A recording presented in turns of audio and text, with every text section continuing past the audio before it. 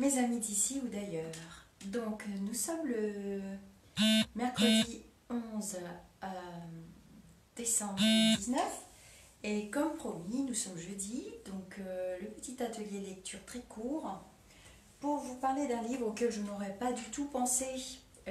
C'est en discutant avec une consultante qui m'a parlé beaucoup de ce livre que j'avais dans ma bibliothèque et que j'avais commencé à lire, et puis j'ai dû trouver d'autres lectures sur le moment un petit peu plus intéressantes. Alors du coup je me suis dirigée vers une autre lecture et j'ai repris mon livre. Alors je l'avais lu, mais je ne m'en souvenais plus, donc je suis retournée hier soir replonger dedans. Donc ce livre, c'est le pouvoir du moment présent, tout le monde le connaît ou presque, enfin ceux qui font un petit peu de développement spirituel. Bonjour Lily. Et donc c'est un livre, un guide d'éveil spirituel. Je vais vous lire le petit résumé à l'arrière du livre qui explique qui est Edgar Tolle, ou Tolle, enfin il y a des gens qui disent Tolle, il y en a qui disent Tolle, moi je dis Tolle. Donc Edgar Tolle, enseignant spirituel et auteur, Edgar Tolle a connu à l'âge de 20 ans une transformation intérieure qui a radicalement modifié le cours de sa vie. Il raconte cet éveil dans Le pouvoir du moment présent, un livre au retentissement planétaire. Donc c'est vrai que c'est un livre qui a eu beaucoup de succès. J'ai choisi de vous lire un extrait aujourd'hui. Donc le livre se présente en 10 chapitres. Alors il est assez conséquent. Là il est petit, mais c'est vrai que c'est écrit très très petit dedans. Pour les personnes qui sont un petit peu perdues, qui voilà, ça change la manière de fonctionner. Ceux qui me connaissent en consultation, je leur parle beaucoup de l'instant présent, ce qui est quand même assez drôle pour une voyante. Et je leur parle beaucoup de la pensée positive, je leur parle beaucoup de la restructuration de leurs phrases de manière positive, puisque la langue française est quand même truffée d'affirmations positives tournées sur un mode négatif. Et ça, le cerveau, il a du mal avec ça. Donc, je vous lis quand même le dos du livre. Les chapitres, alors les chapitres ils sont super intéressants, donc l'auteur décrit un petit peu son cheminement. Le chapitre 1, vous n'êtes pas votre mental, donc il y a 4 petits chapitres dedans. Le dernier c'est les émotions, une réaction du corps mental par exemple. Chapitre 2, se sortir de la souffrance par la conscience. Chapitre 3, plonger dans le moment présent. Il parle beaucoup de l'ego, hein. L'ego qui veut survivre à tout prix, qui ne veut jamais mourir et qu'il faut absolument apprendre à maîtriser.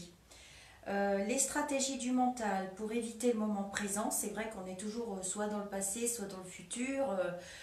Bon, bah là, c'est déjà passé, vous voyez ce que je disais tout à l'heure. Et en fait, c'est une ligne continue. C'est vrai qu'il n'y a que le présent qui existe. Réellement, l'espace-temps créé tel qu'il est actuellement n'existe pas finalement. Vous voyez, j'étais dans le futur, puis j'étais dans le passé, puis je suis dans le présent. Enfin, on a de quoi s'y perdre. Ce livre est intéressant à ce niveau-là. Donc, il parle beaucoup de l'espace-temps. Ensuite, la présence en tant qu'état, donc bien être centré dans son corps, bien dans ses ressentis. Bonjour, alors là, je ne connais pas cette dame-là, super. Ensuite, il parle des corps subtils. Le corps subtil, hein, l'être est votre moi le plus profond. Ensuite, au-delà des mots, comment trouver la réalité invisible et indestructible en vous, enfin blablabla. Chapitre 7, diverses portes d'accès au non-manifeste. Alors le non-manifeste, il parle du qui. Alors là, c'est écrit C-H-I dans le livre. Ça peut s'écrire qui, ça peut s'écrire donc le qui, c'est l'énergie de vie. Ceux qui font du Reiki savent ce qu'est le ki. Ceux qui pratiquent des arts martiaux, ceux qui pratiquent le Qigong. Alors moi, j'ai pratiqué un petit peu tout ça. Je suis une grande curieuse, donc j'ai été étudiée pour vous. Ça m'a beaucoup apporté et beaucoup intéressé, mais il n'y a rien à faire, je préfère la danse. Donc comme j'avais pas le temps de tout faire, je m'accorde tout le temps qui reste à la natation, à la danse et à la lecture et à m'occuper de vous et à m'occuper de moi aussi de temps en temps. Donc les autres portes d'accès, le silence, hein, je vous en ai parlé dans les ancrages, le silence, on ne sait plus du tout l'écouter, pourtant il essaye de faire beaucoup de bruit et il fait beaucoup parler de lui et il est très important ce silence. Alors j'ai beaucoup aimé ce passage dans le livre et le vide, hein, la véritable nature du vide et du temps. Donc il explique comment se réapproprier et réapprivoiser le silence, le vide, alors que la société actuelle essaye de nous faire remplir tous les instants de notre vie. On doit être bon partout tout de suite. Ça, c'est pas possible, hein. Donc c'est pour ça qu'il y a des gens qui pètent littéralement les plombs et que la planète va si mal. Les relations éclairées, alors ça c'est très intéressant aussi parce qu'il parle des relations d'amour, de haine, la dépendance à l'affectif de l'autre, comment s'aimer mieux soi-même pour pouvoir être mieux avec les autres. C'est un passage qui m'a très intéressée. Alors ce livre, il est à lire plusieurs fois, hein. On ne peut pas tout intégrer en un seul morceau. C'est carrément pas possible, il est vraiment complet. Ceux qui l'ont lu, n'hésitez pas à vous manifester si vous avez envie. Ensuite, chapitre 9, au-delà du bonheur et du tourment, la paix.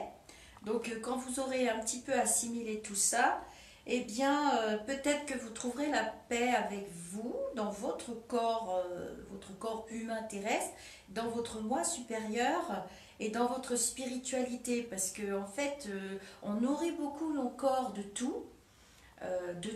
Mais la spiritualité, entre la vraie et ce qu'on croit être la vraie, il y a quand même une très très grosse frontière. Enfin, moi j'ai beaucoup compris dans ce livre d'ailleurs, et donner avec son cœur aussi.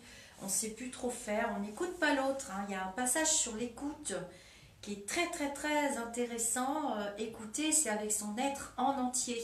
Écouter, c'est avec son cœur. Écouter, c'est s'arrêter de parler, ne pas ramener à soi, ce qui fera tout de suite le trajet vers le mental et l'ego.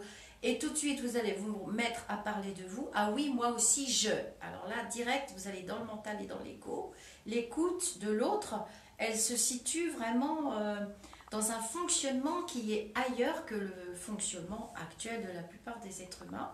Très très bien expliqué dans ce livre. Je pense que je vous ferai une page de lecture sur l'écoute parce que ça m'a interpellée, ça m'a beaucoup parlé. Et le chapitre 10, la signification du lâcher-prise, donc l'acceptation de l'instant présent, de l'énergie mentale, ce dont je viens de vous parler, très court, hein, parce que je ne vais pas vous saouler, ça va être trop long les longues vidéos, moi ça me fatigue autant que vous. Donc de l'énergie mentale à l'énergie spirituelle, voilà, le lâcher-prise dans les relations, comment transformer la maladie en illumination, bon ça, bon moyen, et quand le malheur frappe à la maison, comment, voilà. Donc voilà, je vous fais un tout petit peu de lecture, je vais arrêter de dire voilà, parce que c'est des tics de langage, et c'est fatigant. Ah bah bonjour Cécilia, ça fait longtemps qu'on ne s'est pas vu. Bon, j'ai bien fait de revenir sur ma page, hein. Je vois qu'il y a quand même du monde sur ma page.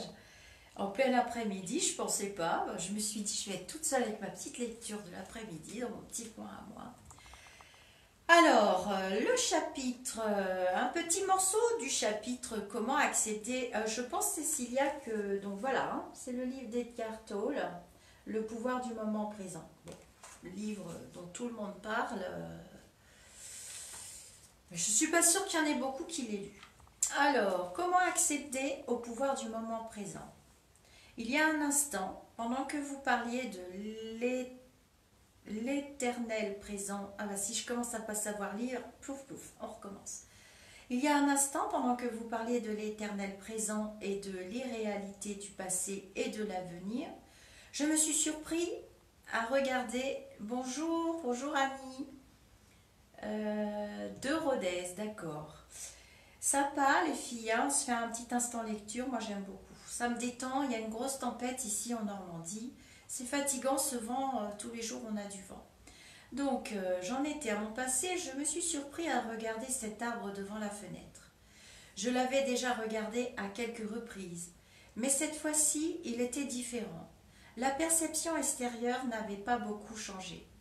sauf que ces couleurs semblaient plus éclatantes et plus vivantes.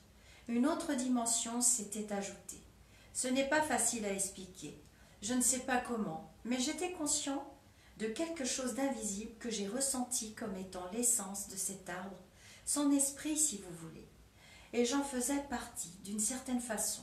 Je réalise maintenant que je n'avais jamais vraiment vu cet arbre avant, sinon une image morte, de vide, de lui.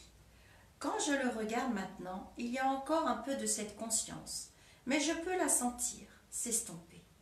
Vous voyez, l'expérience est déjà en train de devenir du passé. Une telle expérience peut-elle devenir plus qu'une impression fugitive? Pendant un instant, vous avez été libéré du temps.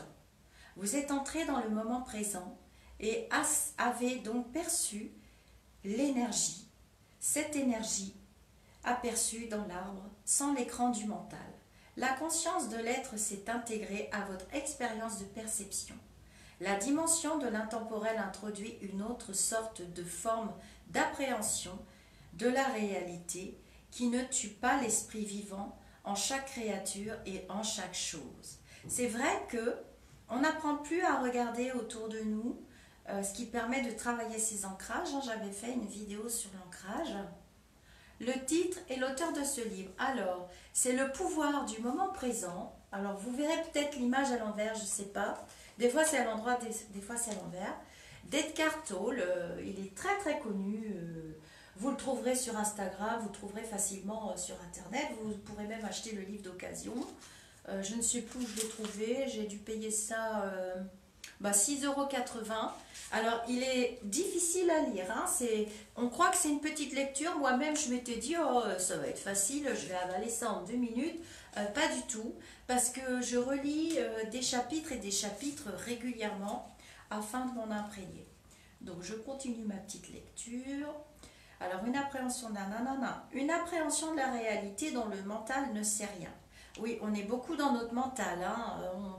On croise beaucoup de gens spirituels, pseudo-spirituels, même des personnes qui croient être de bonne foi dans le bien-être hein, et qui sont finalement pas très souvent dans leur spiritualité. Ils sont quand même dans le mental et dans l'ego pour beaucoup. Le mental ne peut pas appréhender la réalité de l'arbre. Il peut seulement connaître les faits et des informations. Des faits et des informations. Il fait très sombre, c'est difficile. Des faits et des informations au sujet de l'arbre. Le mental ne peut pas appréhender la réalité de ce que vous êtes. Il connaît seulement des étiquettes, des jugements, des faits et des opinions à votre sujet. Seul l'être appréhende la réalité directement. Mais le mental, ainsi que les connaissances, ont leur place, et c'est dans le domaine de la vie pratique de tous les jours. Cependant, quand le mental se met à régir tous les aspects de votre vie, y compris vos relations avec d'autres êtres humains et avec la nature, il devient un monstrueux parasite qui, si on ne le surveille pas, peut bien finir par éliminer toute vie sur cette planète et lui-même par la même occasion en tuant son hôte. Voilà, donc c'est ce que je vous expliquais. Il explique beaucoup dans ce livre que voilà, l'humanité tout entière perd une grande partie de sa spiritualité. Et on est dans le mental, on est dans l'objectif à atteindre, on est dans une relation à la matérialité qui est très très forte. Voilà. Alors il y a aussi des personnes comme moi, là je suis un petit peu dans mon ego j'avoue, qui essayent de se réancrer et de se réapproprier sa spiritualité. J'en ai approprié une bonne partie, mais le travail n'est jamais terminé, je pense, jusqu'à la fin de nos jours. Vous avez eu un aperçu de la façon dont l'intemporel peut transformer vos perceptions. Mais une expérience ne suffit pas, peu importe sa beauté ou son intensité. Ce qu'il faut et ce qui nous intéresse, c'est un basculement permanent de la conscience. Alors, je finis mon tout petit bout de chapitre et après je vous laisse parce que je dois aller à mes consultations. Alors, brisez la vieille habitude qui vous fait nier le moment présent et y résister. Exercez-vous à soustraire votre attention du passé et du futur quand la nécessité se présente. Sortez de la dimension temporelle autant que vous le pouvez dans le quotidien. Si vous éprouvez de la difficulté à accéder directement à l'instant présent, exercez-vous d'abord en observant la distance habituelle de votre mental à vouloir fuir le moment présent. Quand je vous disais que c'était assez difficile à lire, ça l'est. Bon, cependant, je vous ai pas lu les premières pages, alors évidemment, vous atterrissez à un quart du livre, ce qui n'est pas évident pour vous à suivre. Vous constaterez qu'il imagine en général l'avenir comme étant meilleur ou pire que le présent. C'est bien pour ça qu'on consulte les voyants et que certaines personnes deviennent addictes puisqu'elles refusent d'accepter leur passé, encore moins leur présent, encore moins leur souffrance et de comprendre le fonctionnement de la boucle infernale. Ça, c'est moi qui le dis, hein, c'est pas l'auteur, hein, mais c'est ce que ça veut dire. En gros, dans le premier cas, il vous donne de l'espoir et du plaisir par anticipation. Dans le deuxième cas, il crée de l'anxiété. Chaque fois, il s'agit pourtant d'une illusion. En vous observant vous-même, vous pouvez automatiquement devenir plus présent dans votre vie. Dès l'instant où vous prenez conscience que vous n'êtes plus présent, vous l'êtes. Bah oui, je prends conscience que, oh là là, je pensais à hier, puis je pense à 10 000 choses que je dois faire tout à l'heure. Bah écoute, non, t'es pas dans le présent. Là, je suis dans le présent, en train de lire avec vous, comme je me l'étais promis depuis longtemps. Et d'ailleurs, je prends beaucoup de plaisir. Donc, voilà, je vous finis le petit chapitre. Dès l'instant, nana, chaque fois que vous pouvez observer votre mental, vous n'êtes plus pris à son piège. Un autre facteur est entré en jeu. Quelque chose qui n'appartient pas au mental. La présence en tant que témoin. Donc, vous êtes votre propre témoin. Soyez présent en tant qu'observateur de votre mental, c'est-à-dire de vos pensées, de vos émotions et de vos réactions dans diverses situations.